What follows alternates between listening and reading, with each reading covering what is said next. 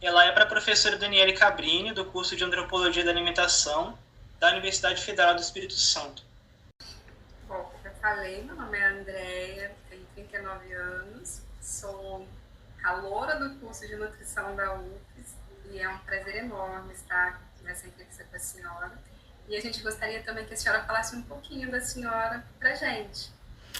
Então, eu sou nutricionista da área de nutrição social. Eu fico na UFRJ, no Departamento de Nutrição Social, que a gente chama DNSA, Departamento de Nutrição Social e Aplicada, que é uma das 3 áreas que a gente tem na UFRJ. Essa área social é a área que tem disciplinas de humanidades, que tem educação alimentar, que é a minha cadeira, que eu ministro aula de educação alimentar e nutricional, que tem a parte toda de política, de epidemiologia e de saúde pública. Essas disciplinas são todas da área de nutrição social. Eu também fiz a faculdade com a tua idade, viu, Andréia? Porque antes eu fazia outras coisas, eu fiz letras também, e aí depois eu parei, e aí não fiz faculdade nenhuma, e depois eu entrei na nutrição. Aí quando eu entrei na nutrição, eu fiz tudo seguidinho, porque eu já era mais velha. Então eu fiz a universidade, chama Unirio, aqui na Urca, onde eu moro, e depois, logo em seguida, eu fiz o mestrado na UFRJ e fiz o doutorado na UERJ, que é a Estadual do Rio de Janeiro. E logo em seguida, eu fiz o concurso, eu fui professora da UERJ, visitante e substituta. E depois eu fiz o concurso em 2011 e passei para a Universidade Federal do Rio de Janeiro. Eu já dava aula de educação alimentar desde 2006, que eu fui professora também da Universidade de Estácio de Sá. E aí, na UERJ, eu participei de um núcleo, que é um núcleo até hoje, que chama Néctar, que é um núcleo de alimentação e cultura. Por isso, talvez, a gente tenha muito essa marca, né, do meu trabalho com antropologia, porque a gente usava muito antropologia e sociologia. Depois que eu concursei, continuei a trabalhar com pesquisa no Néctar, mas a gente abriu um trabalho de qualitativo com ciências humanas dentro da UFRJ. E aí eu montei esse laboratório que chama LADIGE, que é Laboratório Digital de Educação Alimentar, e a gente foi fazendo projetos, foi fazendo mestrado e doutorado. Eu já estou na pós-graduação desde 2010, fazendo pesquisa e orientando mestrado e doutorado. Agora, a gente tem parceria, né? Porque a gente vai ficando mais velha, a gente vai fazendo mais amizade, vai fazendo mais trabalhos conjuntos. E um dos projetos que eu estou trabalhando agora, já estou finalizando, é com a escola. Tem uma linha de trabalho muito antiga com a escola, tem uma linha de trabalho muito antiga com cinema, e tem uma linha de trabalho muito antiga com a ideia de saúde saudável, né? de alimentação saudável. Todas elas estão perpassando política pública, né? Porque a gente está dentro do Departamento de Nutrição Social, então sempre passa pelas políticas públicas. A gente vê hoje muito essa questão da comunicação realmente nas mídias, enfim, e a gente percebe o trabalho da senhora sendo belíssimamente também através das mídias, né? Dos livros que a senhora... Nossa, eu fiquei tão impressionada porque a senhora tem livros de graça com um trabalho incrível. Exatamente, Andréia. Parabéns, assim, é uma coisa maravilhosa.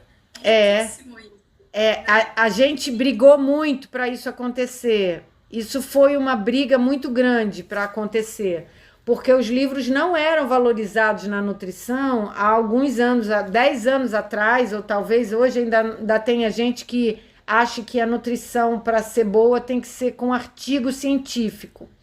Então, os livros não são uma coisa assim tão costumeiramente avaliadas, bem avaliadas, mas hoje eles são. Então, isso é uma luta pela interdisciplinaridade de um produto que não é o costumeiro, que não é o tradicional da área da saúde.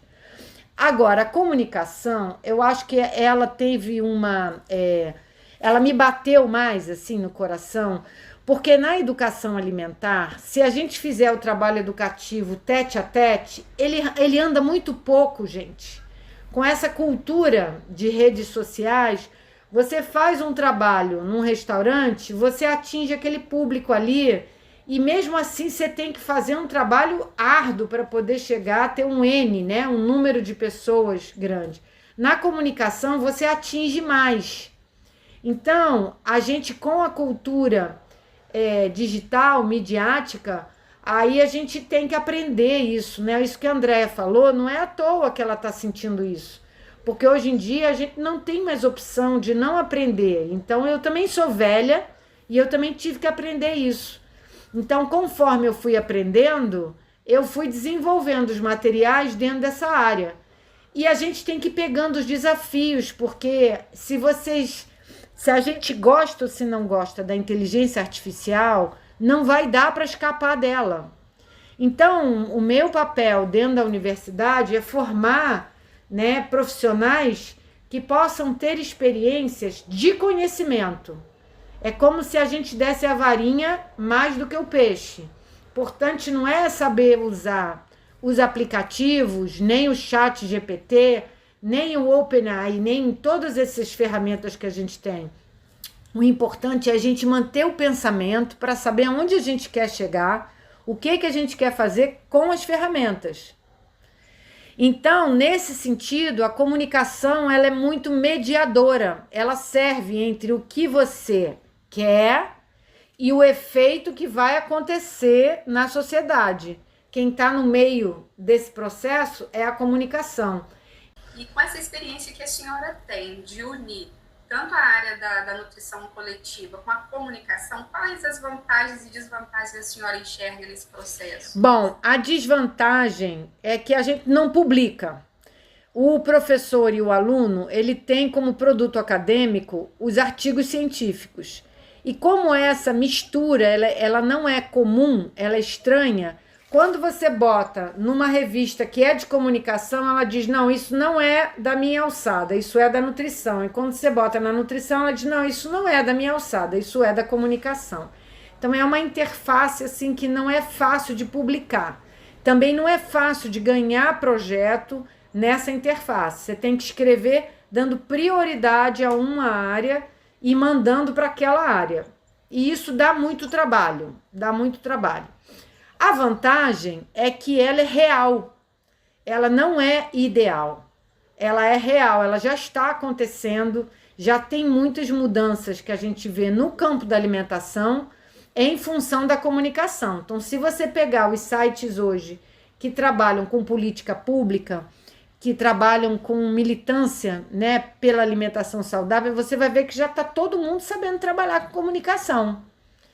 É o design, é o tipo de mensagem, todo mundo tem as redes sociais, você vê lá embaixo, tem Facebook, tem Instagram e tem Twitter. Então, você já tem um espaço real de trabalho e de realidade dessa interface. Então, isso já é uma coisa boa. E o que isso gera de fatores favoráveis para a sociedade? Informação. Perfeito, doutora, perfeito. Assim, eu só tenho a agradecer a senhora, tá? Que bom, eu agradeço muito a vocês, porque vocês ficam tão encantados que a gente fica até orgulhosa. A gente está praticamente encerrando a entrevista, só que antes eu queria dizer para a senhora, eu queria te pedir um favor. Sim. Que a senhora deixasse um conselho final para a gente sobre a nossa trajetória. Talvez uma palavra amiga, um incentivo. O que a senhora tem para a gente? Perfeito. Bom, o que eu tenho para falar para vocês é que nós somos um par. Professor e aluno é um par. A gente não vive sem vocês e vocês não vivem sem a gente. E a gente tem que dar a mão. E essa conjunção e essa conexão, ela é muito importante, que a gente não perca as nossas singularidades. Muitas coisas eu sei e vocês não sabem, mas tenham certeza que muitas coisas vocês sabem e eu não sei. Então, eu acho que assim, a minha palavra final é assim, tamo junto. A senhora foi muito, muito pontual e assim, nos trouxe para a realidade também, sem deixar, tudo... não.